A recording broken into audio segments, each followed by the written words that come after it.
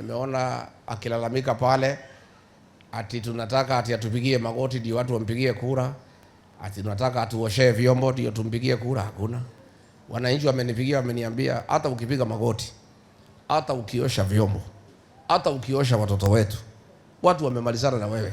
Na shida si ati kuna mtu anataka upige magoti, hakuna mtu anataka uoshe vyombo. Shida ni ya kwamba ile kazi ulipewa ya kujenga uliwacha, ukaua watoto ya Gen Z, ukasema wengine wapigwe risasi kwa mguu, ukavamia makanisa na wahuni na polisi, ACK Church of Fire. Those are the issues the people of Kenya are having with you.